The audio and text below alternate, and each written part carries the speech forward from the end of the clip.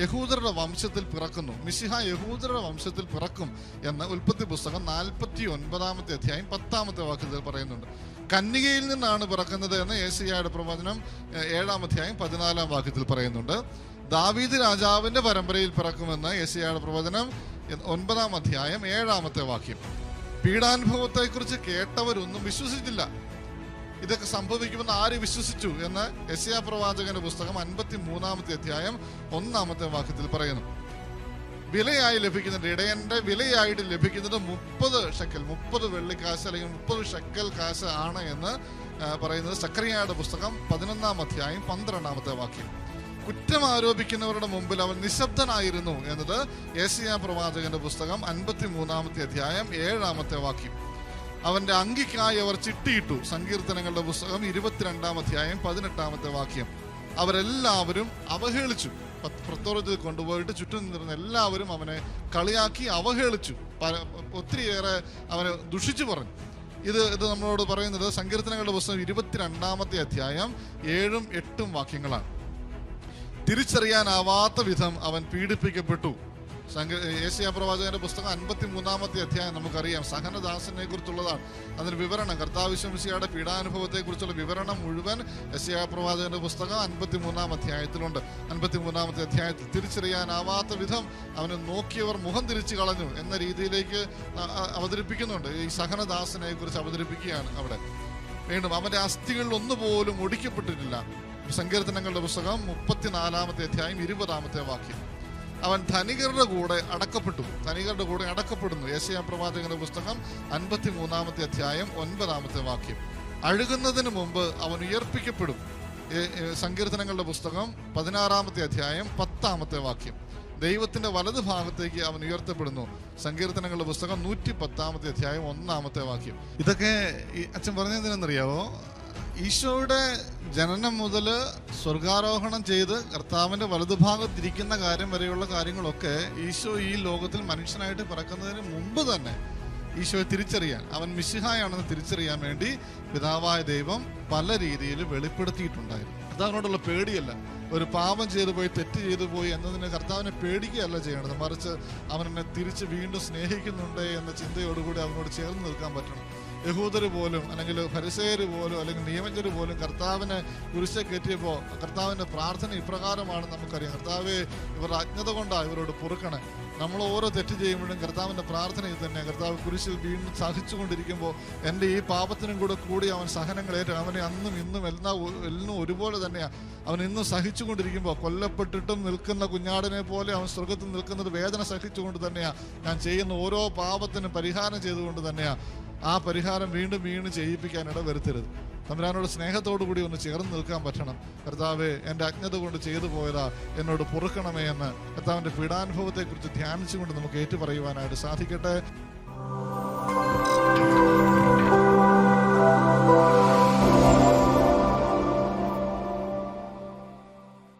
പന്തിയോസ് പീലാത്തോസിന്റെ കാലത്ത് പീഡകൾ സഹിക്കുകയും സ്ലീവയിൽ തറയ്ക്കപ്പെട്ട് മരിക്കുകയും സംസ്കരിക്കപ്പെടുകയും എഴുതപ്പെട്ടിരിക്കുന്നത് പോലെ 3-ാം ദിവസം ഉയർത്തെഴുന്നേൽക്കുകയും ചെയ്തു. വളരെ പ്രധാനപ്പെട്ട കാര്യങ്ങളാണ്, ഒരു വാക്കുപോലും വിട്ടുപോകാൻ പറ്റില്ല. പന്തിയോസ് പീലാത്തോസിന്റെ കാലത്ത്, എന്തിനാണ് ഈ വെറുതെ ഒരു മനുഷ്യന്റെ, അത് തെറ്റായ വിധി പ്രസ്താവിച്ച ഒരു മനുഷ്യന്റെ പേര് വിശ്വാസ പ്രമാണത്തിൽ കയറ്റി വെച്ചിരിക്കുന്നത് എന്ന് ചോദിച്ചാൽ അത് നമുക്ക് ഒരിക്കലും വിട്ടുകളയാൻ പറ്റില്ല. കാരണം വേറൊന്നുമല്ല, പന്തിയോസ് പീലാത്തോസിന്റെ കാലത്ത് എന്ന് പറയുന്നതിന്റെ അർത്ഥം എന്താണെന്നറിയാവോ? കർത്താവ് ഈശോ മിശിഹ ഈ ലോകത്തിലെ ഒരു ചരിത്ര പുരുഷനായിരുന്നു എന്ന് പറയാൻ വേണ്ടിയിട്ടാണ്. അല്ലാതെ നമുക്കൊരിക്കലും പറയാൻ പറ്റില്ല ദൈവം അത് ആകാശങ്ങളിരിക്കുന്ന ദൈവം മാത്രമാണ് നമ്മുടെ ദൈവം. അല്ല, ഈ ഭൂമിയിൽ മനുഷ്യനായിട്ട് പിറന്ന ഒരു ചരിത്ര പുരുഷനെ പോലെ ജീവിച്ചവനാണ് കർത്താവ് ഈശോ മിശിഹ. അവൻ യഥാർത്ഥത്തിൽ ഇവിടെ മനുഷ്യനായിട്ട് വന്ന് പിറന്നു. ഈ ലോകത്തിൽ പന്തിയോസ് പീലാത്തോസിന്റെ കാലത്ത്, അത് ചരിത്രം എടുത്ത് വെച്ച് പഠിച്ചാൽ പോലും നമുക്കത് കൃത്യമായിട്ട് തെളിയിക്കാവുന്ന രീതിയിൽ പന്തിയോസ് പീലാത്തോസിന്റെ കാലത്ത് തന്നെയാണ് അദ്ദേഹം ജീവിച്ചത്, ഈശോ ജീവിച്ചത് എന്നാണ് നമ്മൾ വിശ്വാസ പ്രമാണത്തിൽ ഏറ്റുപറയുന്നത്. ബൈബിളിന്റെ അകത്ത് മാത്രമല്ല, ചരിത്ര പുസ്തകങ്ങളിലും വലിയ ചരിത്രകാരന്മാർ പോലും കൃത്യമായി ഈശോയുടെ ജീവചരിത്രം എഴുതി വെച്ചിട്ടുണ്ട്.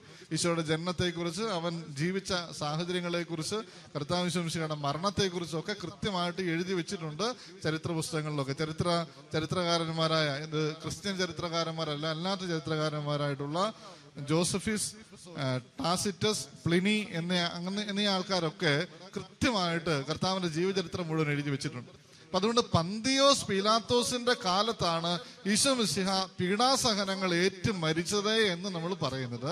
അവൻ വെറുതെ നമ്മൾ വിശ്വസിക്കുന്ന ഒരു ദൈവം മാത്രമല്ല, നമ്മുടെ കൺമുമ്പിൽ, മനുഷ്യന്റെ കൺമുമ്പിൽ ഈ ലോകത്തിൽ വന്ന് ജീവിച്ച് പഠിപ്പിച്ച് ഈ ലോകത്തിൽ പീഡകൾ അനുഭവിച്ച് മരിച്ച ഒരു മനുഷ്യനായിട്ട് വന്ന് പിറന്നവനാണ് നമ്മുടെ ദൈവം എന്ന് പറയാൻ വേണ്ടിയിട്ടാണ്. അപ്പൊ അതുകൊണ്ട് നമ്മൾ ഒന്നാമതായിട്ട് വിശ്വസിക്കേണ്ട കാര്യം ഇതാണ്: ദൈവം ഒരു ചരിത്ര പുരുഷനും കൂടെ ആയിരുന്നു. ഈശോ മിശിഹ, ഞാൻ വിശ്വസിക്കുന്ന ഈശോ, പുത്രനായ ദൈവം ഒരു ചരിത്ര പുരുഷനും കൂടിയാണ്. ഈ ലോകത്തിൽ വന്നവൻ യഥാർത്ഥത്തിൽ ജീവിച്ച് മരിച്ചവനാണ് എന്ന് നമ്മൾ ഏറ്റുപറയുന്നതാണ് പന്തിയോസ് പീലാത്തോസിന്റെ കാലത്ത് എന്ന് നമ്മൾ വിശ്വാസ പ്രമാണത്തിൽ ചേർത്ത് വെക്കാനുള്ള കാരണം. അല്ലാതെ ആ മനുഷ്യനോടുള്ള അഗാധമായ ബഹുമാനം കൊണ്ട് വിശ്വാസ പ്രമാണത്തിലേക്ക് എടുത്തു വെച്ചതല്ല.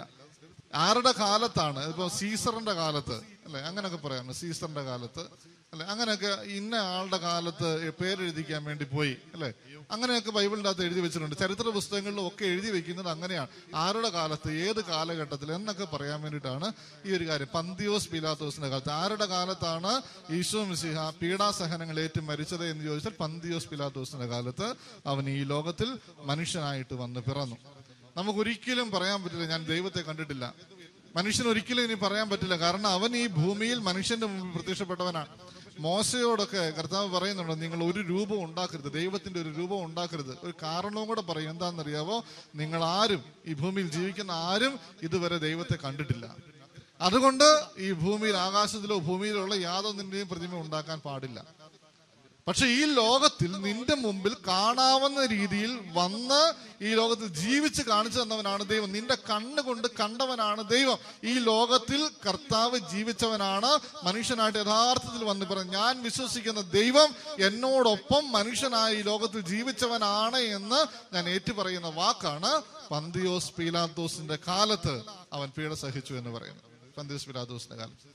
ഇനി ബാക്കി ഓരോ വാക്കുകളും, പന്തിയോസ് പീലാത്തോസിന്റെ കാലത്ത് അവൻ മരിച്ചു എന്ന് പറഞ്ഞാൽ പോരെ എന്ന് ചോദിച്ചാൽ പോരാ. ഇതിൻ്റെ അകത്തെ ഓരോ വാക്കും പ്രധാനപ്പെട്ട കാര്യങ്ങളാണ്. ഓരോ വാക്കും. പന്തിയോസ് പീലാത്തോസിന്റെ കാലത്ത് പീഡകൾ സഹിക്കുകയും ശ്ലീവയിൽ തറയ്ക്കപ്പെട്ട് മരിക്കുകയും സംസ്കരിക്കപ്പെടുകയും എഴുതപ്പെട്ടിരിക്കുന്നത് പോലെ 3-ാം ദിവസം ഉയർത്തെഴുന്നേൽക്കുകയും ചെയ്തു. അപ്പം പീഡകൾ സഹിച്ചു, ശ്ലീവയിൽ തറയ്ക്കപ്പെട്ട് മരിച്ചു. നമ്മൾ ഓരോ വാക്കും പ്രധാനപ്പെട്ടതാണ് കേട്ടോ. ശ്ലീവയിൽ തറയ്ക്കപ്പെട്ട് മരിച്ചു, സംസ്കരിക്കപ്പെട്ടു, 3-ാം ദിവസം ഉയർത്തെഴുന്നേറ്റു. ഈ കാര്യങ്ങളെല്ലാം വളരെ പ്രധാനപ്പെട്ടതാണ്. അപ്പോ ഒന്നാമതായിട്ട് പീഡകൾ സഹിച്ചു, രണ്ടാമതായിട്ട് ശ്ലീവയിൽ തറയ്ക്കപ്പെട്ട് മരിച്ചു. വേറൊരു രീതിയിൽ വല്ല കത്തയും കൊണ്ട് കുത്തിക്കൊന്നതല്ല, തൂക്കിക്കൊന്നതല്ല, അല്ലെങ്കിൽ കിണറ്റി വീണ് മരിച്ചതല്ല, 4 കാലുള്ള കട്ടിലേ കിടന്ന് നിവർന്ന് കിടന്ന് മരിച്ചതല്ല, അസുഖം വന്ന് മരിച്ചതല്ല. കർത്താവ് മരിച്ചത് ശ്ലീവായിൽ തറയ്ക്കപ്പെട്ട് ആണ് മരിച്ചത്. തറയ്ക്കപ്പെട്ട് മരിച്ചു, അടക്കപ്പെട്ടു. ഇതൊക്കെ ഇതിനകത്ത് എഴുതി വെക്കേണ്ട കാര്യമുണ്ട്. അടക്കപ്പെട്ടു, 3-ാം ദിവസം ഉയർത്തെഴുന്നേറ്റ്. ഇത് ഓരോന്നും പ്രധാനപ്പെട്ടതാണ്. ഒരെണ്ണം പോലും വിട്ടുകളയാൻ പറ്റില്ല. കാരണം എന്താണെന്നറിയാവോ? കർത്താവിന്റെ ജീവിതം എന്ന് പറഞ്ഞാൽ മിശിഹായുടെ ജീവിതം എന്ന് പറയുന്നത് സംഭവിച്ചപ്പോഴല്ല ആളുകൾ അറിഞ്ഞത്, മറിച്ച് അതിന് വർഷങ്ങൾക്ക് മുമ്പ്, അതിന് നൂറ്റാണ്ടുകൾക്ക് മുമ്പ് കർത്താവ് കൃത്യമായിട്ട് ഈ ദൈവപുത്രൻ എങ്ങനെയാണ് ഈ ലോകത്തിൽ ജീവിക്കുന്നത്, മരിക്കുന്നത്, അടക്കപ്പെടുന്നത്, ഉദ്ധാനം ചെയ്യപ്പെടുന്നത് എന്നൊക്കെ കൃത്യമായിട്ട് ഇതിനു മുമ്പ് തന്നെ കർത്താവ് അരുളപ്പാട് കൊടുത്തിട്ടുണ്ട്. അപ്പൊ അതുകൊണ്ട് കർത്താവ് ഈശോ മിശിഹായാണ്. ഈശോ മിശിഹായാണ് എന്ന് തെളിയിക്കണമെങ്കിൽ, ഈശോ മിശിഹായാണ് എന്ന് യഥാർത്ഥത്തിൽ ഏറ്റു പറയാൻ പറ്റണമെങ്കിൽ കർത്താവിന്റെ ജീവിതത്തെക്കുറിച്ച്, കർത്താവിന്റെ ജനനം മുതൽ ഉദ്ധാനം വരെയുള്ള കാര്യങ്ങളെക്കുറിച്ച് എന്താണോ മുൻപ് പ്രവചനങ്ങളിലും നിയമങ്ങളിലും എഴുതപ്പെട്ടിരിക്കുന്നത് അത് അതേപോലെ നിറവേറ്റപ്പെടണം. എങ്കിൽ മാത്രമേ ഈശോ മിശിഹായാണ് എന്നതിന്റെ തെളിവ് ലഭിക്കുകയുള്ളൂ. യഹൂദരെ സംബന്ധിച്ചിടത്തോളം കൃത്യമായിട്ട് കർത്താവ് മുന്നറിയിപ്പുകൾ കൊടുത്തിട്ടുണ്ട്. ഇന്ന രീതിയിലാണ് കർത്താവ് പെരുമാറുന്നത്. രക്ഷകൻ വന്നു കഴിയുമ്പോൾ ഇന്ന രീതിയിലാണ് പെരുമാറുന്നത്, അവൻ ഇന്ന രീതിയിൽ സഹിക്കേണ്ടി വരും, ഇന്ന രീതിയിലാണ് അവൻ മരിക്കുന്നത്, ഇന്ന രീതിയിൽ അവൻ അടക്കപ്പെടും, അവൻ ഉദ്ധാനം ചെയ്യും എന്നൊക്കെ കൃത്യമായിട്ട് ഇതിനു മുമ്പ് തന്നെ പ്രവചനങ്ങളിലൂടെ പഠിപ്പിച്ചു തന്നിട്ടുണ്ട്.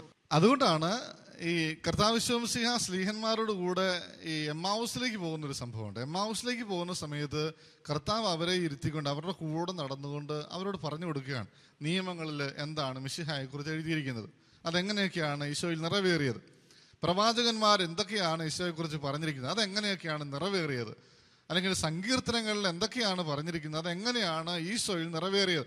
അത് പറയുന്നത് എന്താണെന്നറിയാവോ? ആ ജീവിച്ച് മരിച്ച ഈശോ മിശിഹായാണെന്ന് പറയാൻ വേണ്ടിയിട്ടാണ്. കാരണം ഈ മിശിഹ ഇങ്ങനെയൊക്കെയാണ് എന്ന് പ്രവാചകന്മാരിലൂടെയും നിയമങ്ങളിലൂടെയും സങ്കീർത്തനങ്ങളിലൂടെയൊക്കെ മുൻപേ തന്നെ മുന്നറിയിപ്പ് തന്നിട്ടുണ്ട്. അത് പൂർത്തിയായെങ്കിലേ മിശിഹായാണ് ഇവിടെ വന്നത് എന്നുള്ളതിന് തെളിവാകുള്ളൂ. അപ്പം അതുകൊണ്ട് ഇത് കൃത്യമായിട്ട് മനസ്സിലാക്കണം. അതുകൊണ്ടാണ് കർത്താവ് ഇതെല്ലാം വിവരിച്ചു കൊടുത്തിട്ട് അവസാനം അവരോട് പറയുന്നത് ലൂക്കായുടെ സുവിശേഷം 24-ാമത്തെ അധ്യായം 44-ാമത്തെ വാക്യം. അതിപ്രകാരമാണ്, അവൻ അവരോട് പറഞ്ഞു, മോശയുടെ നിയമത്തിലും പ്രവാചകന്മാരിലും സങ്കീർത്തനങ്ങളിലും എന്നെക്കുറിച്ച് എഴുതപ്പെട്ടിരിക്കുന്നതെല്ലാം പൂർത്തിയാകേണ്ടിയിരിക്കുന്നു എന്ന് ഞാൻ നിങ്ങളോടുകൂടെ ആയിരുന്നപ്പോൾ പറഞ്ഞിട്ടുണ്ടല്ലോ. കാരണം ഇതെല്ലാം പൂർത്തിയായെങ്കിലേ ഞാൻ മിശിഹായാവുള്ളൂ. അപ്പൊ ഈശോ മിശിഹായാണ് എന്ന് നമുക്ക് ഏറ്റു പറയാൻ പറ്റണമെങ്കിൽ ഈ പ്രവചനങ്ങളെല്ലാം, ഈ നിയമത്തിലൂടെ പറഞ്ഞിട്ടുള്ളവയെല്ലാം, സങ്കീർത്തനങ്ങളിൽ ലഭിച്ച മുന്നറിയിപ്പുകളെല്ലാം ഈശോയിൽ പൂർത്തിയായി എന്ന് ഞാൻ ഉറപ്പായിട്ടും വിശ്വസിക്കണം. അത് തെളിവോടുകൂടി നമുക്ക് വിശ്വസിക്കാവുന്ന കാര്യമാണ്, ചരിത്രപരമായിട്ടുള്ള വസ്തുതയാണ്. അപ്പം അതുകൊണ്ട് ഈ ഓരോ കാര്യങ്ങളും എന്തൊക്കെയാണോ പഴയ നിയമത്തിലൂടെ കർത്താവ് മുന്നറിയിപ്പ് തന്നിട്ടുള്ളത്, അല്ലെങ്കിൽ പരിചയപ്പെടുത്തി തന്നിട്ടുള്ളത്, മിശിഹായെ പരിചയപ്പെടുത്തി തന്നിട്ടുള്ളത്, അതൊക്കെ ഈശോയിൽ പൂർത്തിയായി എന്ന് ഞാൻ വിശ്വസിച്ച് ഏറ്റുപറയണം. അതുകൊണ്ടാണ് അവൻ പീഡ സഹിച്ചു. പന്തിയോസ് പീലാത്തോസിന്റെ കാലത്ത് അവൻ പീഡ സഹിച്ചു, ശ്ലീവായിൽ തറയ്ക്കപ്പെടുക മാത്രമല്ല, അവിടെ വെച്ച് മരിച്ചു, സംസ്കരിക്കപ്പെട്ടു, 3-ാം ദിവസം ഉയർത്തെഴുന്നേറ്റ്. ഈ കാര്യങ്ങളൊക്കെ മുന്നറിയിപ്പുകൾ തന്നിട്ടുള്ളതാണ്. ഈ മിശിഹായ ആരാണ് എന്ന് വെളിവാക്കി തന്നിട്ടുള്ള കാര്യങ്ങളാണ് ഇതൊക്കെ, അല്ലെങ്കിൽ മിശിഹായെ തിരിച്ചറിയാനുള്ള മാർഗങ്ങളാണ് ഇതൊക്കെ. അപ്പം അതുകൊണ്ട് അത് നമ്മൾ കൃത്യമായിട്ട് ഏറ്റു പറയണം. നമ്മൾ ചുമ്മാ ഒരു പെട്ടെന്ന് അച്ഛനൊന്ന് പറഞ്ഞു പോകാം. അതായത് മുന്നറിയിപ്പുകൾ തന്നിട്ടുള്ളതും പൂർത്തിയായിട്ടുള്ളതും ഒക്കെ. അതായത് യഹൂദരുടെ വംശത്തിൽ പിറക്കുന്നു, മിശിഹ യഹൂദരുടെ വംശത്തിൽ പിറക്കും എന്ന് ഉൽപ്പത്തി പുസ്തകം 49-ാമത്തെ അധ്യായം 10-ാമത്തെ വാക്യത്തിൽ പറയുന്നുണ്ട്. കന്യകയിൽ നിന്നാണ് പിറക്കുന്നത് എന്ന് യെശയ്യായുടെ പ്രവചനം 7-ാം അധ്യായം 14-ാം വാക്യത്തിൽ പറയുന്നുണ്ട്. ദാവീദ് രാജാവിന്റെ പരമ്പരയിൽ പിറക്കുമെന്ന് യെശയ്യായുടെ പ്രവചനം 9-ാം അധ്യായം 7-ാമത്തെ വാക്യം. പീഡാനുഭവത്തെക്കുറിച്ച് കേട്ടവരൊന്നും വിശ്വസിച്ചില്ല. ഇതൊക്കെ സംഭവിക്കുമെന്ന് ആര് വിശ്വസിച്ചു എന്ന് യെശയ്യാ പ്രവാചകന്റെ പുസ്തകം 53-ാമത്തെ അധ്യായം 1-ാമത്തെ വാക്യത്തിൽ പറയുന്നു. വിലയായി ലഭിക്കുന്നുണ്ട്, ഇടയന്റെ വിലയായിട്ട് ലഭിക്കുന്നത് 30 ഷെക്കൽ, 30 വെള്ളിക്കാശ് അല്ലെങ്കിൽ 30 ഷെക്കൽ കാശ് ആണ് എന്ന് പറയുന്നത് സക്കറിയായുടെ പുസ്തകം 11-ാം അധ്യായം 12-ാമത്തെ വാക്യം. കുറ്റം ആരോപിക്കുന്നവരുടെ മുമ്പിൽ അവൻ നിശബ്ദനായിരുന്നു എന്നത് യെശയ്യാ പ്രവാചകന്റെ പുസ്തകം 53-ാമത്തെ അധ്യായം 7-ാമത്തെ വാക്യം. അവന്റെ അങ്കിക്കായി അവർ ചിട്ടിയിട്ടു, സങ്കീർത്തനങ്ങളുടെ പുസ്തകം 22-ാം അധ്യായം 18-ാമത്തെ വാക്യം. അവരെല്ലാവരും അവഹേളിച്ചു, പ്രത്തോറത്തിൽ കൊണ്ടുപോയിട്ട് ചുറ്റും നിന്നിരുന്ന എല്ലാവരും അവനെ കളിയാക്കി അവഹേളിച്ചു, ഒത്തിരിയേറെ അവനെ ദുഷിച്ചു പറഞ്ഞു. ഇത് നമ്മളോട് പറയുന്നത് സങ്കീർത്തനങ്ങളുടെ പുസ്തകം 22-ാമത്തെ അധ്യായം 7-8 വാക്യങ്ങളാണ്. തിരിച്ചറിയാനാവാത്ത വിധം അവൻ പീഡിപ്പിക്കപ്പെട്ടു. യെശയ്യാ പ്രവാചകന്റെ പുസ്തകം 53-ാമത്തെ അധ്യായം നമുക്കറിയാം, സഹനദാസനെ കുറിച്ചുള്ളതാണ്.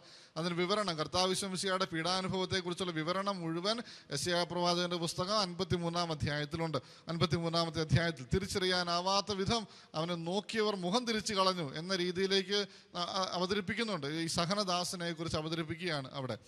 വീണ്ടും അവന്റെ അസ്ഥികളിൽ ഒന്നുപോലും ഒടിക്കപ്പെട്ടിട്ടില്ല. സങ്കീർത്തനങ്ങളുടെ പുസ്തകം 34-ാമത്തെ അധ്യായം 20-ാമത്തെ വാക്യം. അവൻ ധനികരുടെ കൂടെ അടക്കപ്പെടുന്നു. യെശയ്യാ പ്രവാചകന്റെ പുസ്തകം 53-ാമത്തെ അധ്യായം 9-ാമത്തെ വാക്യം. അഴുകുന്നതിന് മുമ്പ് അവൻ ഉയർപ്പിക്കപ്പെടും. സങ്കീർത്തനങ്ങളുടെ പുസ്തകം 16-ാമത്തെ അധ്യായം 10-ാമത്തെ വാക്യം. ദൈവത്തിന്റെ വലതു ഭാഗത്തേക്ക് അവൻ ഉയർത്തപ്പെടുന്നു. സങ്കീർത്തനങ്ങളുടെ പുസ്തകം 110-ാമത്തെ അധ്യായം 1-ാമത്തെ വാക്യം. ഇതൊക്കെ അച്ഛൻ പറഞ്ഞതെന്നറിയാവോ? ഈശോയുടെ ജനനം മുതൽ സ്വർഗാരോഹണം ചെയ്ത് കർത്താവിൻ്റെ വലതുഭാഗത്തിരിക്കുന്ന കാര്യം വരെയുള്ള കാര്യങ്ങളൊക്കെ ഈശോ ഈ ലോകത്തിൽ മനുഷ്യനായിട്ട് പിറക്കുന്നതിന് മുമ്പ് തന്നെ ഈശോയെ തിരിച്ചറിയാൻ, അവൻ മിശിഹായാണെന്ന് തിരിച്ചറിയാൻ വേണ്ടി പിതാവായ ദൈവം പല രീതിയിൽ വെളിപ്പെടുത്തിയിട്ടുണ്ടായിരുന്നു. അപ്പം അതുകൊണ്ട് ഈശോയെ അവൻ മിശിഹായാണ് എന്ന് ഏറ്റു പറയണമെങ്കിൽ ഈ കാര്യങ്ങളൊക്കെ അവനിൽ നിറവേറി എന്ന് നമ്മൾ വിശ്വസിക്കണം. അതുകൊണ്ടാണ് ഓരോ വാക്കും എടുത്തെടുത്ത് നമ്മൾ വിശ്വസിക്കുന്നു എന്ന് ഏറ്റു പറയാനുള്ള കാരണം. അപ്പം അതുകൊണ്ട് നമ്മൾ വിശ്വസിക്കേണ്ട കാര്യങ്ങൾ ഇപ്രകാരമാണ്. പന്തിയോസ് പീലാത്തോസിന്റെ കാലത്താണ് അവൻ പീഡകൾ സഹിച്ചത്. അവൻ പീഡകൾ സഹിച്ചു, സ്ലീവയിൽ തറയ്ക്കപ്പെട്ട് മരിച്ചു. സ്ലീവയിൽ തറയ്ക്കപ്പെട്ട് മരിച്ചു എന്ന് പറഞ്ഞാൽ അത് മരിച്ചു എന്ന് തന്നെ വിശ്വസിക്കണം, അല്ലേ? പല വിശ്വാസങ്ങൾ ഇതിൻ്റെ ഇടയ്ക്ക് പല ആൾക്കാർ നോവലുകൾ എഴുതിയിട്ടുണ്ട്, അല്ലേ? ഈശോ കുരിശിൽ നിന്ന് രക്ഷപ്പെട്ടു, അല്ലേ? നമ്മുടെ ഒരു പലരുടെയും ആഗ്രഹത്തിൻ്റെ പേരിൽ, കർത്താവ് മരിച്ചെന്ന് പറയാതിരിക്കാനുള്ള ആഗ്രഹത്തിൻ്റെ പേരിൽ പലരും അങ്ങനെയൊക്കെ എഴുതിയിട്ടുണ്ട്, നോവലുകളും ഒക്കെ എഴുതിയിട്ടുണ്ട്, പല കാര്യങ്ങൾ പലരും പറഞ്ഞിട്ടുണ്ട്. പക്ഷേ നീ വിശ്വസിക്കണം, അവൻ കുരിശിൽ പീഡ സഹിച്ച് മരിച്ചവനാണ്. മരിച്ചത് മാത്രമല്ല, അവൻ അടക്കപ്പെട്ടു. അത് മുൻപേ തന്നെ വെളിപ്പെടുത്തി കിട്ടിയതാണ്. അവൻ അടക്കപ്പെട്ടു. അതുവരെ അടക്കം ചെയ്യാതിരുന്ന ഒരു കല്ലറ അതിനടുത്തുണ്ടായിരുന്നു. അവൻ അവിടെ അടക്കം ചെയ്യപ്പെട്ടു. 3-ാം ദിവസം അവൻ ഉത്ഥാനം ചെയ്തു. ഈ കാര്യങ്ങളൊക്കെ ഓരോന്നോരോന്നും നീ ഏറ്റു പറഞ്ഞ് വിശ്വസിക്കണം. ഒരെണ്ണം പോലും വിട്ടുകളയാൻ പറ്റില്ല. അവൻ പീഡ സഹിക്കാതെയാണ് മരിച്ചത് എന്ന് നിനക്ക് വിശ്വസിക്കാൻ പറ്റില്ല. അവൻ പീഡ സഹിച്ചു, ഒത്തിരിയേറെ പീഡ സഹിച്ചവനാണ് അവനെന്ന് ഈ യേശയ്യാ പ്രവാചകന്റെ പുസ്തകത്തിലൂടെ കർത്താവ് വെളിപ്പെടുത്തി തന്നിട്ടുണ്ട്. അവൻ ഒത്തിരിയേറെ അപമാനങ്ങൾ ഏറ്റവനാണ്, ശരീരത്തിൽ ഒത്തിരിയേറെ മുറിവുകൾ ഏറ്റവനാണ് എന്ന് കൃത്യമായിട്ട് പറഞ്ഞ് പഠിപ്പിച്ചിട്ടുണ്ട്. അവൻ മരിച്ചു, ഈ ലോകത്തിൽ അവൻ മരിച്ചു എന്ന് കൃത്യമായിട്ട് പറഞ്ഞ് പഠിപ്പിച്ചിട്ടുണ്ട്. എന്തിനാണ് അവൻ മരിച്ചതെന്ന് അച്ഛൻ തുടർന്ന് പറഞ്ഞു തരാം. എന്തുകൊണ്ടാണ് അവൻ ഇത്രമാത്രം പീഡ സഹിച്ചത്, എന്തുകൊണ്ടാണ് അത് മരിച്ചത് എന്ന് പിന്നീട് നമ്മൾ പറയും. അവൻ അടക്കം ചെയ്യപ്പെട്ടു, അവൻ ഉത്ഥാനം ചെയ്തു. ഈ കാര്യങ്ങളെല്ലാം നമ്മൾ ഓരോന്നോരോന്നായിട്ട് ഏറ്റു പറഞ്ഞ് വിശ്വസിക്കേണ്ടതാണ്. ഇനി ഈ പീഡാനുഭവത്തിന്റെ കാര്യത്തിൽ കർത്താവ് സ്വയം ഏൽപ്പിച്ചു കൊടുത്തതാണ് ഈ പീഡാനുഭവത്തിന്. അതല്ല എങ്കിൽ ആർക്കും കർത്താവിനെ പീഡിപ്പിക്കാൻ പറ്റില്ല. അവൻ സർവ്വശക്തനായ ദൈവമാണ്, അവനെ ആർക്കും പീഡിപ്പിക്കാനായിട്ട് പറ്റില്ല. അവൻ സ്വയമേ വിട്ടുകൊടുത്തത് കൊണ്ടാണ് അവനെ എപ്രകാരം പീഡിപ്പിച്ചത്. എന്തുകൊണ്ടാണ് അത് പീഡാസഹനത്തിന് വിട്ടുകൊടുക്കാനുള്ള കാരണം തുടർന്ന് നമ്മൾ പറയും. അവൻ വിട്ടുകൊടുത്തത് കൊണ്ടാണ് അവനെ പീഡിപ്പിച്ചത്. അപ്പോസ്തല പ്രവർത്തനങ്ങൾ 2-ാം അധ്യായം 23-ാമത്തെ വാക്യം. അവൻ ദൈവത്തിന്റെ നിശ്ചിത പദ്ധതിയും പൂർവ്വജ്ഞാനവും അനുസരിച്ച് നിങ്ങളുടെ കൈകളിൽ ഏൽപ്പിക്കപ്പെട്ടു. അധർമ്മികളുടെ കൈകളാൽ അവനെ നിങ്ങൾ കുരിശിൽ തറച്ച് കൊന്നു. മത്തായിയുടെ സുവിശേഷം 26-ാമത്തെ അധ്യായം 53-54 വാക്യങ്ങൾ. അവിടെ പത്രോസ്ലീഹ ഒരു ചെറിയ കലാപരിപാടി കാണിക്കും. അതായത് ഈശോയെ പിടിക്കാനായിട്ട് വരുമ്പോൾ പത്രോസ്ലീഹ വാളൂരി ഒറ്റ വെട്ടുവെച്ച് കൊടുക്കും. അപ്പോൾ അതൊക്കെ കഴിയുമ്പോൾ പത്രോസ്ലീഹയോട് കർത്താവ് പറയുന്നത്, സ്ലീഹന്മാരോട് കർത്താവ് പറയുന്ന കാര്യമാണ്, എനിക്ക് രക്ഷപ്പെടാനായിട്ട് നിങ്ങളൊന്നും യുദ്ധം ചെയ്യേണ്ട കാര്യമൊന്നുമില്ല. എനിക്ക് രക്ഷപ്പെടണമെന്നുണ്ടായിരുന്നുവെങ്കിൽ സ്വർഗത്തിന്റെ സൈന്യം ഇവിടെ വന്ന് യുദ്ധം ചെയ്യുമായിരുന്നു. എനിക്ക് പിതാവിനോട് അപേക്ഷിക്കാൻ കഴിയുകയില്ലെന്നും ഉടൻ തന്നെ അവിടുന്ന് എനിക്ക് തൻ്റെ ദൂതന്മാരുടെ 12-ലേറെ വ്യൂഹങ്ങളെ അയച്ചു തരികയില്ലെന്നും നീ വിചാരിക്കുന്നുവോ? അങ്ങനെയെങ്കിൽ ഇപ്രകാരം സംഭവിക്കണമെന്ന വിശുദ്ധ ലിഖിതം എങ്ങനെ നിറവേറും? ഇത് ദൈവം തന്നെയാണ് അവനെ തന്നെ വിട്ടുകൊടുക്കുന്നത്. ബാക്കിയുള്ള സംഭവങ്ങളൊക്കെ അതിൻ്റെ പിന്നാലെ വരും.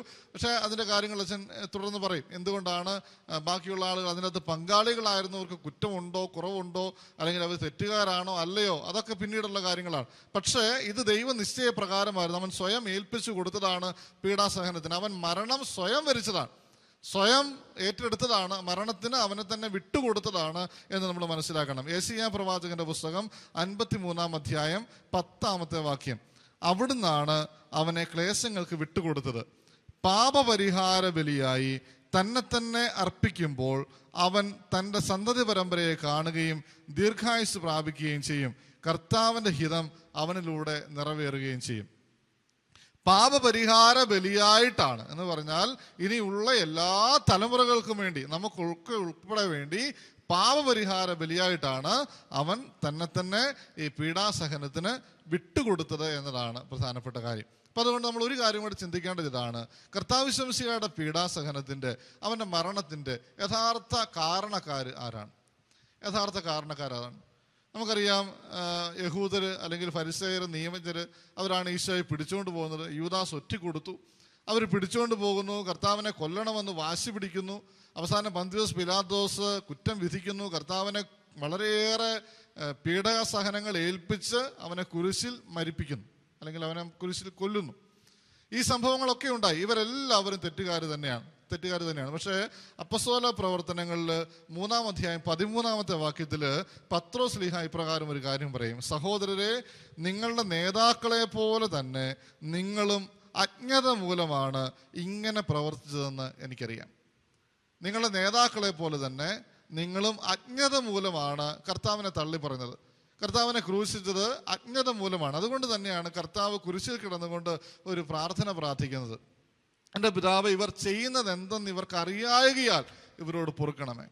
ഇവർ ചെയ്യുന്നത് എന്തെന്ന് ഇവരോട് അറിയായകയാൽ ഇവരോട് പൊറുക്കണമേ എന്ന് പറഞ്ഞാൽ അവർ ചെയ്തത് തെറ്റല്ല എന്നല്ല പറയുക, ഇവർ ചെയ്തത് തെറ്റ് തന്നെയാണ്. പക്ഷെ അവരുടെ അജ്ഞത കൊണ്ടാണ് അവർ ആ തെറ്റ് ചെയ്തത്. അജ്ഞത കൊണ്ടാണ് ആ തെറ്റ് ചെയ്യുന്നത്. അപ്പം അതുകൊണ്ട് കർത്താവ് അവർക്ക് വേണ്ടി പ്രാർത്ഥിക്കുകയാണ്. അജ്ഞത കൊണ്ട് ചെയ്യുന്ന തെറ്റിന് കർത്താവ് തന്നെ പരിഹാരം ചെയ്ത് കുരിശിൽ കിടന്നുകൊണ്ട് അവർക്ക് വേണ്ടും കൂടെ പ്രാർത്ഥിക്കുകയാണ്. എൻ്റെ പ്രിയപ്പെട്ടവർ, അവർ രക്ഷപ്പെട്ടോ ഇല്ലയോ എന്നുള്ളത് ദൈവത്തിൻ്റെ ഇഷ്ടമാണ്, ദൈവത്തിൻ്റെ കരുണയുടെ ഭാഗമാണ് അതൊക്കെ. അജ്ഞത കൊണ്ട് ചെയ്യുന്നത് തെറ്റുകൾക്ക് ഒരു പരിഹാരമുണ്ട്. പക്ഷെ അജ്ഞത ഇല്ലാതെ ചെയ്യുന്ന തെറ്റുകളെ സംബന്ധിച്ചിടത്തോളം അതിനൊരു പരിഹാരമില്ല, അതിനുവേണ്ടി അർപ്പിക്കാൻ വേറൊരു ബലിയില്ല എന്ന് കർത്താവ് പറയുകയാണ്. വീണ്ടും നമ്മൾ വായിച്ചു വരുമ്പോൾ പറയുകയാണ്, ഹെബ്രായർക്ക് എഴുതപ്പെട്ട ലേഖനം 6-ാം അധ്യായം 4 മുതൽ 6 വരെയുള്ള വാക്യങ്ങൾ: ഒരിക്കൽ പ്രകാശം ലഭിക്കുകയും സ്വർഗീയ സമ്മാനം ആസ്വദിച്ചറിയുകയും പരിശുദ്ധാത്മാവിൽ പങ്കുകാരാകുകയും ദൈവവചനത്തിൻ്റെ നന്മയും വരാനിരിക്കുന്ന യുഗത്തിൻ്റെ ശക്തിയും രുചിച്ചറിയുകയും ചെയ്തവർ വീണു പോവുകയാണെങ്കിൽ അവരെ അനുതാപത്തിലേക്ക് പുനരനയിക്കുക അസാധ്യമാണ്. കാരണം അവർ ദൈവപുത്രനെ സ്വമനസ്സ അധിക്ഷേപിക്കുകയും വീണ്ടും കുരിശിൽ തറയ്ക്കുകയും ചെയ്യുന്നു. എന്ന് പറഞ്ഞാൽ അന്ന് കർത്താവിനെ കുരിശിൽ തറച്ചുവെങ്കിൽ ഇന്നും നമ്മൾ കുരിശിൽ തറച്ചുകൊണ്ടിരിക്കുക, വീണ്ടും കർത്താവിനെ കുരിശിൽ തറച്ചുകൊണ്ടിരിക്കുകയാണ്. അവൻ്റെ ആ ബലിയിൽ നമ്മുടെ പാപങ്ങളും ഏറ്റെടുക്കപ്പെട്ടിട്ടുണ്ട്. നമ്മുടെ പാപവും അവൻ്റെ പീഡാസഹനത്തിന് കാരണമായിട്ടുണ്ട് എന്നതാണ് പ്രധാനപ്പെട്ട കാര്യം. നമ്മൾ ചെയ്യുന്ന ഓരോ തെറ്റുകളും കർത്താവിനെ ബാധിക്കുന്നുണ്ട്, അല്ലേ? ഓരോ തെറ്റുകളും കർത്താവിനെ ബാധിക്കുന്നുണ്ട്. മത്തായിയുടെ സുവിശേഷം 25-ാം അധ്യായത്തിൽ അന്ത്യവിധിയെക്കുറിച്ച് പറയുമ്പോൾ കർത്താവ് പറയുന്ന കാര്യം: നിങ്ങൾ ഇവർക്ക് ചെയ്തതൊക്കെ എന്നോട് തന്നെയാണ് ചെയ്തത്. നിങ്ങൾ ചെയ്യാതിരുന്നപ്പോൾ എന്നോടാണ് ചെയ്യാതിരുന്നത്. ഈ സഹോദരനോട് നിങ്ങൾ ചെയ്യുന്നതൊക്കെ എന്നോട് തന്നെയാണ് ചെയ്യുന്നത്, അല്ലേ? അപ്പം അതുകൊണ്ട് നമ്മൾ ചെയ്യുന്ന എല്ലാ പ്രവൃത്തിയും കർത്താവിനെ ബാധിക്കുന്നുണ്ട് എന്നുള്ളതാണ് സത്യം. നമുക്കറിയാം, സഭയെ പീഡിപ്പിക്കുമ്പോൾ സാവൂളിനെ താഴെയിട്ടിട്ട് കർത്താവ് അവനോട് ചോദിക്കുന്ന ചോദ്യം ഇപ്രകാരമാണ്. അപ്പോസ്തല പ്രവർത്തനം 9-ാം അധ്യായം 4-5 വാക്യങ്ങൾ: അവൻ നിലം പതിച്ചു, ഒരു സ്വരം തന്നോട് ഇങ്ങനെ ചോദിക്കുന്നത് കേട്ടു: സാവൂൾ, സാവൂൾ, നീ എന്തിന് എന്നെ പീഡിപ്പിക്കുന്നു? അവൻ ചോദിച്ചു: കർത്താവേ, അങ്ങ് ആരാണ്? അപ്പോൾ ഇങ്ങനെ മറുപടി ഉണ്ടായി: നീ പീഡിപ്പിക്കുന്ന ഈശോയാകുന്നു ഞാൻ. എന്ന് പറഞ്ഞാൽ നമ്മൾ ചെയ്യുന്ന എല്ലാ പാപവും കർത്താവിനെ കുരിശിൽ തറയ്ക്കുന്നതിന് തുല്യമാണ്. നമ്മൾ ചെയ്യുന്ന തെറ്റുകുറ്റങ്ങളൊക്കെ കർത്താവിനെ കുരിശിൽ തറയ്ക്കുന്നതിന് തുല്യമാണ് എന്ന് നമുക്കറിയാം. അപ്പം അതുകൊണ്ട് സത്യം എന്താണെന്ന് അറിഞ്ഞിട്ടും അതേ നിഷേധിക്കുന്നതാണ് ഗൗരവമേറിയ പാപമെങ്കിൽ അജ്ഞത മൂലം യഹൂദര് ചെയ്ത പാപം പോലെ തന്നെ വലിയ പാപമാണ് നമ്മൾ ഓരോരുത്തരും വീണ്ടും വീണ്ടും ആവർത്തിച്ച് പാപം ചെയ്യുമ്പോഴും ഉണ്ടാകുന്നത്.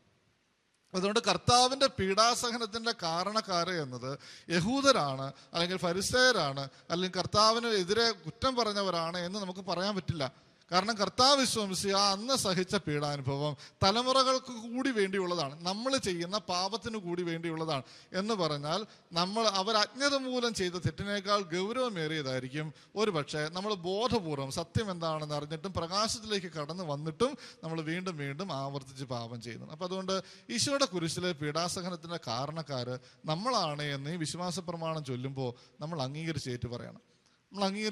ഏറ്റുപറഞ്ഞാൽ മാത്രം പോരാ, ഇനി അത് അങ്ങനെ ഉണ്ടാവാതിരിക്കാൻ, കർത്താവിൻ്റെ പീഡാസഹനം കൊടുക്കാതിരിക്കാൻ, കർത്താവിൻ്റെ കുരിശുമരണത്തിന് ഞാൻ കാരണമാകാതിരിക്കാൻ ഞാൻ പരമാവധി പരിശ്രമിക്കുകയും ചെയ്യും. അതുപോലെ തന്നെ കർത്താവ് ഈ എത്ര വലിയ പാപം ചെയ്താലും ഈശോയെ തന്നെ ദ്രോഹിക്കുന്നതാണ് പാപം എന്നൊക്കെ നമുക്കറിയാം, കർത്താവിൻ്റെ പീഡാസഹനത്തിൻ്റെ എല്ലാം കാരണം. അതുകൊണ്ട് കർത്താവ് ഒരിക്കലും ആരെയും തള്ളിക്കളയുന്നില്ല. ഒരാൾ മാത്രമേ നഷ്ടപ്പെട്ടു പോയതായിട്ട് കർത്താവ് പറയുന്നുള്ളൂ, അത് യൂദാസാണ്. യുദാസിനോടും കർത്താവ് പല പ്രാവശ്യം പറയുന്നുണ്ട്, ഇന്ന ഒരു വലിയ തെറ്റ് സംഭവിക്കാൻ പോവുകയാണ്, പക്ഷേ നീ മനസ്സാദരപ്പെട്ടാൽ മതി, നിന്നെ ഞാൻ സ്നേഹിക്കും, തിരിച്ചു പിടിക്കും എന്നൊക്കെ പല പ്രാവശ്യം ആവർത്തിച്ച് പറഞ്ഞിട്ടും ആ പാപത്തിൻ്റെ മേലിൽ അവൻ മനസ്സപിക്കാതെ പോയി കെട്ടിത്തൂങ്ങി ചത്തതുകൊണ്ടാണ് അവൻ നഷ്ടപ്പെട്ടു പോകുന്നത്. ബാക്കി എല്ലാവർക്കും വേണ്ടി കർത്താവ് പ്രാർത്ഥിക്കുകയാണ്. ഇവരുടെ അജ്ഞത മൂലമാണ് ഇത് സംഭവിച്ചു പോയത്, അതുകൊണ്ട് ഇവരോട് പൊറുക്കണമേ. നമുക്ക് വേണ്ടി തീർച്ചയായിട്ടും കർത്താവ് പ്രാർത്ഥിക്കുന്നത് ഇങ്ങനെ തന്നെയാണ്. നമ്മുടെ അജ്ഞത മൂലം, നമ്മുടെ ബലഹീനത മൂലം സംഭവിക്കുന്നതിനൊക്കെ വേണ്ടി കർത്താവ് പീഡാസഹനങ്ങൾ ഏറ്റിട്ടുണ്ട്. വീണ്ടും കർത്താവിനെ വേദനിപ്പിക്കാതിരിക്കാനായിട്ട് നമുക്ക് പരിശ്രമിക്കാം. ഇനി എന്തുകൊണ്ടാണ് ഈശോ പീഡാസഹനം സഹിക്കേണ്ടി വരുന്നത്? എന്തുകൊണ്ടാണ്? നേരത്തെ നിങ്ങളോട് പറഞ്ഞില്ലേ, കർത്താവ് സ്വയം പീഡനത്തിന് ഏൽപ്പിച്ചു കൊടുത്തതാണ്, സ്വയം പീഡാസഹനത്തിന് ഏൽപ്പിച്ചു കൊടുത്തതാണ്, സ്വയം മരണത്തിന് ഏൽപ്പിച്ചു കൊടുത്തതാണ്. അവന് വേണമെങ്കിൽ യുദ്ധം ചെയ്ത് എല്ലാത്തിനും തോൽപ്പിക്കാമായിരുന്നു. ഒരൊറ്റൊരുത്തനും അവനെ തൊടാതെ അവന് നോക്കാൻ പറ്റുമായിരുന്നു. പക്ഷെ അത് വേണ്ട എന്ന് വെച്ചത് എന്തുകൊണ്ടാണ്? മത്തായിയുടെ സുവിശേഷം 20-ാമത്തെ അധ്യായം 28-ാമത്തെ വാക്യം, ശുശ്രൂഷിക്കപ്പെടാനല്ല ശുശ്രൂഷിക്കാനും അനേകരുടെ മോചനദ്രവ്യമായി സ്വജീവൻ കൊടുക്കാനും മനുഷ്യപുത്രൻ വന്നിരിക്കുന്നു. മനുഷ്യപുത്രൻ ഈ ലോകത്തിലേക്ക് വന്നത് തന്നെ എന്തിനു വേണ്ടിയിട്ടാണ്? ജീവൻ കൊടുക്കാൻ വേണ്ടിയിട്ടാണ്. മരണപ്പെട്ടു പോയ മനുഷ്യവംശത്തിന് ജീവൻ കൊടുക്കാൻ വേണ്ടിയിട്ടാണ്. മോചനദ്രവ്യമായി അവനെ തിരിച്ചു കിട്ടാൻ വേണ്ടി, അവനെ മോചിപ്പിക്കാൻ വേണ്ടി, അവൻ ജീവൻ കൊടുത്ത് മോചിപ്പിക്കാൻ വേണ്ടിയിട്ടാണ് ഈ ലോകത്തിലേക്ക് വന്നത്. അപ്പം പിന്നെ അവൻ മരിച്ചില്ലെങ്കിൽ, അവൻ പീഡാസഹനങ്ങൾ ഏറ്റില്ലെങ്കിൽ അതാണ് കുഴപ്പം.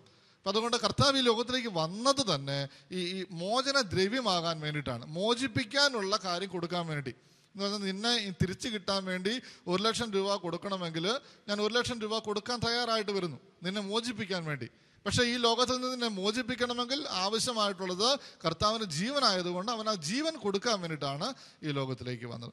കൊറിന്തോസുകാർക്ക് എഴുതിയ 1-ാം ലേഖനം 15-ാമത്തെ അധ്യായം 4-ാമത്തെ വാക്യം, ക്രിസ്തു നമ്മുടെ പാപങ്ങൾക്ക് വേണ്ടി മരിക്കുകയും സംസ്കരിക്കപ്പെടുകയും എഴുതപ്പെട്ടിരിക്കുന്നത് പോലെ 3-ാം ദിവസം ഉയർപ്പിക്കപ്പെടുകയും ചെയ്തു. എന്തിനു വേണ്ടിയിട്ടാണ്? നമ്മുടെ പാപങ്ങൾക്ക് വേണ്ടിയിട്ടാണ് ഈശോ മരിച്ചത്. ഫിലിപ്പിയർക്ക് എഴുതിയ ലേഖനം 2-ാമത്തെ അധ്യായം 6 മുതൽ 8 വരെയുള്ള വാക്യങ്ങൾ, 6 മുതൽ 8 വരെയുള്ള വാക്യം, അതായത് മനുഷ്യൻ ആദ്യം ചെയ്ത തെറ്റ് അനുസരണക്കേടാണ്, അനുസരണക്കേട്. അതുകൊണ്ട് തന്നെ മനുഷ്യപുത്രൻ ഈ ലോകത്തിലേക്ക് വന്നത് മരണത്തോളം അനുസരണയുള്ളവനായി ജീവിച്ചുകൊണ്ട് പരിഹാരം ചെയ്യാൻ വേണ്ടി. ദൈവത്തിൻ്റെ രൂപത്തിലായിരുന്നിട്ടും അവൻ ദൈവവുമായുള്ള സമാനത നിലനിർത്തേണ്ട കാര്യമായി പരിഗണിച്ചില്ല. തന്നെ ശൂന്യനാക്കിക്കൊണ്ട് ദാസന്റെ രൂപം സ്വീകരിച്ച് മനുഷ്യരുടെ സാദൃശ്യത്തിലായിത്തീർന്ന് ആകൃതിയിൽ മനുഷ്യനെ പോലെ കാണപ്പെട്ടു. മരണം വരെ, അതെ കുരിശ് മരണം വരെ അനുസരണയുള്ളവനായി തന്നെ താഴ്ത്തി. എന്ന് പറഞ്ഞാൽ മനുഷ്യൻ തെറ്റ് ചെയ്തെങ്കിൽ മനുഷ്യൻ വേണം അതിന് പരിഹാരം ചെയ്യാൻ. പറയുന്നത് നിങ്ങൾ വൃത്തിയായിട്ട് മനസ്സിലാക്കുക. മനുഷ്യനാണ് തെറ്റ് ചെയ്തത്, അതുകൊണ്ട് മനുഷ്യൻ തന്നെ അതിന് പരിഹാരം ചെയ്യണം. മനുഷ്യൻ ചെയ്ത തെറ്റെന്ന അനുസരണക്കേട് കാണിച്ചു. അതുകൊണ്ട് മറ്റൊരു മനുഷ്യൻ പൂർണ്ണമായും അനുസരിച്ച് മരണം വരെ അനുസരിക്കണം, ദൈവത്തെ അനുസരിക്കണം. അതാണ് അതിനുള്ള പരിഹാരം.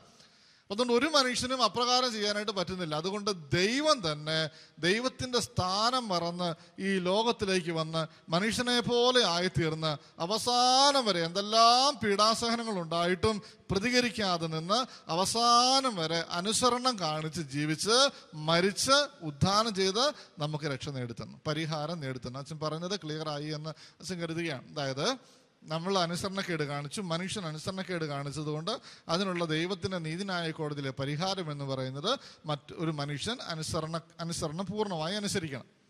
അപ്പം അതുകൊണ്ട് ഒരു മനുഷ്യനും ഇപ്രകാരം ചെയ്യാനായിട്ട് പറ്റുന്നില്ല. കാരണം പിശാച് ഏതെങ്കിലും തരത്തിൽ പ്രലോഭിപ്പിക്കും. അതുകൊണ്ട് ദൈവം തൻ്റെ സ്ഥാനം മറന്ന് ഈ ലോകത്തിൽ വന്ന് മനുഷ്യനെ പോലെ ആയിത്തീർന്ന് അവസാനം വരെ ദൈവത്തെ മാത്രം അനുസരിച്ച് ജീവിച്ച് മരിച്ച് നമുക്ക് വേണ്ടി രക്ഷ നേടിത്തന്നു, പരിഹാരം ചെയ്തു തന്നു. അതാണ് സത്യം. അപ്പം അതുകൊണ്ട് ഈശോ ഈ ലോകത്തിലേക്ക് വന്നത്, അല്ലെങ്കിൽ പീഡാസഹനങ്ങൾ ഏറ്റെടുത്തത് എന്തിനു വേണ്ടിയിട്ടാണ് എന്ന് ചോദിച്ചാൽ ഈ കാര്യങ്ങളൊക്കെയാണ് നമ്മൾ പറയുന്നത്. റോമാക്കാർക്ക് എഴുതിയ ലേഖനം 8-ാമത്തെ അധ്യായം 3-ാമത്തെ വാക്യം, ശരീരത്താൽ ബലഹീനമാക്കപ്പെട്ട നിയമത്തിന് അസാധ്യമായത് ദൈവം ചെയ്തു. ശരീരത്താൽ ബലഹീനമാക്കപ്പെട്ട നിയമത്തിന് അസാധ്യമായത് ദൈവം ചെയ്തു. അവിടുന്ന് തൻ്റെ പുത്രനെ പാപപരിഹാരത്തിന് വേണ്ടി പാപകരമായ ശരീരത്തിൻ്റെ സാദൃശ്യത്തിൽ അയച്ചുകൊണ്ട് പാപത്തിന് ശരീരത്തിൽ ശിക്ഷ വിധിച്ചു. ഇത് വായിച്ച് നിങ്ങൾക്ക് ക്ലിയർ ആയോ എന്ന് ഒന്നോടൊന്ന് ശ്രദ്ധിച്ച് നിങ്ങൾ കേൾക്കുക. റോമാക്കാർക്ക് എഴുതിയ ലേഖനം 8-ാമത്തെ അധ്യായം 3-ാമത്തെ വാക്യം, ശരീരത്തിൽ ബലഹീനമാക്കപ്പെട്ട നിയമത്തിന് അസാധ്യമായത് ദൈവം ചെയ്തു. എന്ന് പറഞ്ഞാൽ മനുഷ്യനെ കൊണ്ട് അവൻ്റെ ശരീരം ബലഹീനമായതുകൊണ്ട്, അവൻ്റെ മനസ്സ് ബലഹീനമായതുകൊണ്ട് അവൻ അസാധ്യമായ കാര്യം ദൈവം തന്നെ ഏറ്റെടുത്ത് ചെയ്യുകയാണ്. മനുഷ്യന് വേണ്ടി ദൈവം തന്നെ ഏറ്റെടുത്ത് ചെയ്യുകയാണ്. ഇനി ദൈവത്തിന് അവിടെ ഇരുന്നുകൊണ്ട് മനുഷ്യന് വേണ്ടി ചെയ്യാൻ പറ്റുമോ? പറ്റില്ല.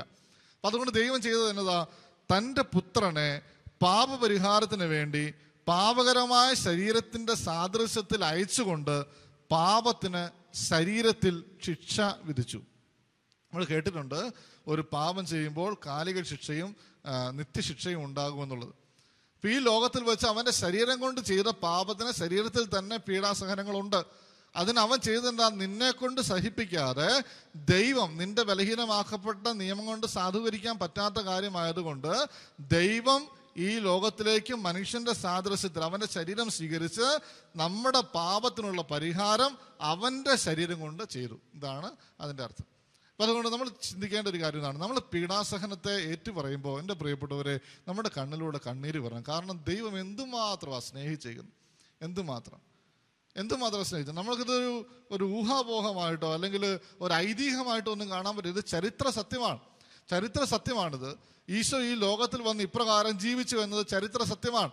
അവൻ്റെ ജീവിതത്തിൽ സംഭവിച്ച കാര്യങ്ങളൊക്കെ അവൻ സംഭവിച്ചതിന് ശേഷം എഴുതി വെച്ചതല്ല. അതിനും വർഷങ്ങൾക്ക് മുമ്പ്, നൂറ്റാണ്ടുകൾക്ക് മുമ്പ് ഇത് മിശിഹായാണെന്ന് തെളിയിക്കാൻ വേണ്ടി കർത്താവ് നേരിട്ട് മുന്നറിയിപ്പ് കൊടുത്തിട്ടുള്ളതാണ്. അതൊക്കെയാണ് അവൻ്റെ ജീവിതത്തിൽ സംഭവിച്ചിരിക്കുന്നത്. അതുകൊണ്ടാണ് നമ്മൾ ഓരോന്നോരോന്ന് എണ്ണിയെടുത്ത് പറയുന്നത്. ഇനി അവൻ്റെ പീഡാസഹനം എന്തിനു വേണ്ടിയിട്ടായിരുന്നെന്ന് ചോദിച്ചാൽ, എൻ്റെ പ്രിയപ്പെട്ടവരെ, യഹൂദരെ തള്ളിപ്പറഞ്ഞിട്ട് നമുക്ക് കൈ കഴുകാൻ പറ്റില്ല. കാരണം അവർ ചെയ്തിട്ടുള്ള പാപത്തെക്കാട്ടിലും ഗൗരവമേറിയ പാപമാണ് നമ്മൾ ചെയ്യുന്നുള്ള പാപം. ഫ്രാൻസിസ് അസീസി പുണ്യവാളൻ പറയുന്ന ഒരു സത്യം ണ്ട്. ഫ്രാൻസിസ് പുണ്യവാളൻ പറയാണ്, പിശാചുകൾ പോലും ഈശോയെ ക്രൂശിച്ചില്ല, എന്നാൽ നീ അവരോട് ചേർന്ന് അവിടുത്തെ ക്രൂശിച്ചു. അല്ലേ? മനുഷ്യനല്ലേ ഈശോയെ ക്രൂശിച്ചത്? മനുഷ്യനെ രക്ഷിക്കാൻ വേണ്ടി വന്ന കർത്താവിനെ ക്രൂശിച്ചത് മനുഷ്യനാണ്, പിശാചല്ല. പക്ഷെ ഈ മനുഷ്യൻ പിശാചിനോട് ചേർന്ന് നിന്നതുകൊണ്ട് ഈ ഈശോയെ ക്രൂശിച്ചു. വീണ്ടും പറയുകയാണ്, തിന്മകളിലും പാപങ്ങളിലും നീ ആഹ്ലാദിക്കുമ്പോൾ ഇന്നും നീ അവിടുത്തെ ക്രൂശിക്കുന്നു. തിന്മകളിലും പാപങ്ങളിലും നീ സന്തോഷിക്കുമ്പോൾ, നിനക്ക് തിന്മയും പാപവും ഉണ്ടാകുമ്പോൾ നിനക്ക് മനസ്താപമാണ് ഉണ്ടാകുന്നതെങ്കിൽ അല്ല, അതേസമയത്ത് നിനക്ക് തിന്മയും പാപവും ഉണ്ടാകുമ്പോൾ നീ ഉള്ളിൽ സന്തോഷിക്കുകയാണ്, അതിനകത്ത് നീ ആഹ്ലാദം കണ്ടെത്തുകയാണ്. അങ്ങനെ ആകുമ്പോൾ നീ വീണ്ടും വീണ്ടും ഇന്നും അവനെ ക്രൂശിച്ചുകൊണ്ടിരിക്കുകയാണ്. ഫ്രാൻസിസ് അസീസി പുണ്യവാളൻ പറയുന്ന കാര്യമാണ്. ഒരിക്കൽ കൂടി അച്ഛൻ പറയാം, പിശാചുകൾ പോലും ഈശോയെ ക്രൂശിച്ചില്ല, എന്നാൽ നീ അവരോട് ചേർന്ന് അവിടുത്തെ ക്രൂശിച്ചു. തിന്മകളിലും പാപങ്ങളിലും നീ ആഹ്ലാദിക്കുമ്പോൾ ഇന്നും നീ അവിടുത്തെ ക്രൂശിക്കുന്നു. എൻ്റെ പ്രിയപ്പെട്ടവരെ, വിശ്വാസ പ്രമാണത്തിലെ കർത്താവിൻ്റെ പീഡാനുഭവത്തെക്കുറിച്ച് നമ്മൾ ധ്യാനിക്കുമ്പോൾ നമ്മൾ വിശ്വാസ പ്രമാണത്തിൽ ഏറ്റുപറയുന്ന സത്യം ഇപ്രകാരമാണ്: കർത്താവേ, നീ ചരിത്ര പുരുഷനാണ്. നീ ഈ ലോകത്തിൽ വന്ന് പിറന്ന് ഈ ലോകത്തിൽ എനിക്ക് വേണ്ടി പീഡ സഹിച്ച് മരിച്ചവനാണ്. പന്തിയോസ് പീലാത്തോസിന്റെ കാലത്ത് നീ ഇപ്രകാരം സംഭവിച്ചുവെന്ന് ഞാൻ ഉറച്ചു വിശ്വസിക്കുന്നു. നീ ഈ ലോകത്തിൽ വന്ന് ഒരു കെട്ടുകഥയൊന്നുമല്ല, ഇത് ചരിത്ര സത്യമാണ്. നീ ലോകത്തിൽ വന്നുവെന്നും എനിക്ക് വേണ്ടി ഇപ്രകാരം റിയലായിട്ട് പീഡ സഹിച്ചുവെന്നും മരിച്ചുവെന്നും ഉദ്ധാനം ചെയ്തുവെന്നും ഞാൻ ഉറച്ചു വിശ്വസിക്കുന്നു. ഇത് നമ്മൾ ഏറ്റുപറയേണ്ട ഒരു വലിയ സത്യമാണ്. ഇനി കർത്താവെ, നീ മിശിഹായാണെന്ന് ഞാൻ വിശ്വസിക്കുന്നു. കാരണം ഈ നിന്റെ ജീവിതത്തിൽ ഈ സംഭവിച്ച കാര്യങ്ങളൊക്കെ നൂറ്റാണ്ടുകൾക്ക് മുമ്പ്, നീ ജനിക്കുന്നതിന് നൂറ്റാണ്ടുകൾക്ക് മുമ്പ് പ്രവാചകന്മാരിലൂടെയും നിയമങ്ങളിലൂടെയും സങ്കീർത്തനങ്ങളിലൂടെയും കർത്താവ് വെളിപ്പെടുത്തി തന്ന സത്യങ്ങൾ തന്നെയാണ് നിന്റെ ജീവിതത്തിൽ നിറവേറിയിരിക്കുന്നത്. അതുകൊണ്ട് നീ മിശിഹായാണെന്ന് ഞാൻ വിശ്വസിക്കുന്നു. ഏതോ ഒരു മനുഷ്യൻ പീഡ സഹിച്ച് കുരിശേ കയറി മരിച്ചതല്ല, മറിച്ച് നീ മിശിഹ തന്നെയാണെന്ന് ഞാൻ വിശ്വസിക്കുന്നു. ഈ പീഡാസഹനവും ഈ മരണവും ഈ ഉത്ഥാനവും ഒക്കെ കർത്താവെ എൻ്റെ പാപങ്ങൾക്കുള്ള പരിഹാര ബലിയാണ്. എന്തുകൊണ്ടാണ്? എൻ്റെ ശരീരം കൊണ്ട് എനിക്ക് പരിഹരിക്കാൻ പറ്റാത്തത് കൊണ്ട് കർത്താവേ, നീ ഉന്നതമായ സ്ഥാനം കൈവെടിഞ്ഞിട്ട് ഈ ലോകത്തിൽ എൻ്റെ സാദൃശ്യത്തിലായി തീർന്ന് എനിക്ക് വേണ്ടി നിന്റെ ശരീരത്തിൽ ഈ പാപത്തിനുള്ള പരിഹാരം ഏറ്റെടുത്തതാണ് ഈ പീഡാസഹനമെന്ന് ഞാൻ വിശ്വസിക്കുന്നു. എൻ്റെ പ്രിയപ്പെട്ടവരെ, ദൈവസ്നേഹത്താൽ നമ്മുടെ ഉള്ളം കത്തിജ്വലിക്കുവാൻ വേണ്ടി നമുക്ക് ആഗ്രഹിക്കാം. കർത്താവേ, നിന്നോടുള്ള സ്നേഹത്താൽ എൻ്റെ ഉള്ളം കത്തിജ്വലിപ്പിക്കണമേ എന്ന് പ്രാർത്ഥിക്കാം. അങ്ങനെയുള്ളൊരു പ്രാർത്ഥനയാണ് നമുക്ക് ഉണ്ടാവേണ്ടത്. അങ്ങനെയുള്ള പ്രാർത്ഥനയ്ക്കാണ് വലിയ ഉത്തരങ്ങൾ കിട്ടുന്നത്. ഈ ഫൗസ്റ്റീന പുണ്യവതിയൊക്കെ ദൈവസ്നേഹത്താൽ കത്തിജ്വലിച്ച് വിശുദ്ധ കുർബാന അർപ്പിച്ച സമയത്തൊക്കെ കെട്ടിടങ്ങൾക്കൊക്കെ തീ പിടിച്ചു പോകുന്നു. അതുപോലെ ഉള്ളിൽ കത്തലുണ്ടായിട്ടുണ്ട് എന്ന് പറഞ്ഞു കേട്ടിട്ടുണ്ട്. എൻ്റെ പ്രിയപ്പെട്ടവരെ, നമ്മുടെയൊക്കെ ജീവിതത്തിൽ ദൈവസ്നേഹത്തിൻ്റെ അഗ്നി കത്തിജ്വലിക്കണം. ദൈവത്തോടുള്ള പേടിയല്ല, കർത്താവിനോടുള്ള പേടിയല്ല. ഒരു പാപം ചെയ്തു പോയി, തെറ്റ് ചെയ്തു പോയി എന്നതിന് കർത്താവിനെ പേടിക്കുകയല്ല ചെയ്യേണ്ടത്, മറിച്ച് അവൻ എന്നെ തിരിച്ച് വീണ്ടും സ്നേഹിക്കുന്നുണ്ട് എന്ന ചിന്തയോടുകൂടി അവനോട് ചേർന്ന് നിൽക്കാൻ പറ്റണം. യഹൂദർ പോലും അല്ലെങ്കിൽ ഫരിസേയർ പോലും അല്ലെങ്കിൽ നിയമജ്ഞർ പോലും കർത്താവിനെ കുരിശെ കയറ്റിയപ്പോൾ കർത്താവിൻ്റെ പ്രാർത്ഥന ഇപ്രകാരമാണ് നമുക്കറിയാം. കർത്താവേ, ഇവർ അജ്ഞത കൊണ്ടാണ് ഇവരോട് പൊറുക്കണേ. നമ്മൾ ഓരോ തെറ്റ് ചെയ്യുമ്പോഴും കർത്താവിൻ്റെ പ്രാർത്ഥന ഇത് തന്നെയാണ്. കർത്താവ് കുരിശിൽ വീണ് സഹിച്ചുകൊണ്ടിരിക്കുമ്പോൾ എൻ്റെ ഈ പാപത്തിനും കൂടി അവൻ സഹനങ്ങളേറ്റ് അവനെ അന്നും ഇന്നും എല്ലാം ഒരുപോലെ തന്നെയാണ്. അവൻ ഇന്നും സഹിച്ചുകൊണ്ടിരിക്കുമ്പോൾ കൊല്ലപ്പെട്ടിട്ടും നിൽക്കുന്ന കുഞ്ഞാടിനെ പോലെ അവൻ സ്വർഗത്തിൽ നിൽക്കുന്നത് വേദന സഹിച്ചുകൊണ്ട് തന്നെയാണ്. ഞാൻ ചെയ്യുന്ന ഓരോ പാപത്തിനും പരിഹാരം ചെയ്തുകൊണ്ട് തന്നെയാണ്. ആ പരിഹാരം വീണ്ടും വീണ്ടും ചെയ്യിപ്പിക്കാൻ ഇടവരുത്തരുത്. തമ്പുരാനോട് സ്നേഹത്തോടു കൂടി ഒന്ന് ചേർന്ന് നിൽക്കാൻ പറ്റണം. കർത്താവേ, എൻ്റെ അജ്ഞത കൊണ്ട് ചെയ്തു പോയതാ, എന്നോട് പൊറുക്കണമേ എന്ന് കർത്താവിൻ്റെ പീഡാനുഭവത്തെക്കുറിച്ച് ധ്യാനിച്ചുകൊണ്ട് നമുക്ക് ഏറ്റുപറയുവാനായിട്ട് സാധിക്കട്ടെ. തമ്പുരാൻ നമ്മളെല്ലാവരെയും ധാരാളമായി അനുഗ്രഹിക്കട്ടെ. ഈശോ മിശിഹായ്ക്ക് സ്തുതിയായിരിക്കട്ടെ.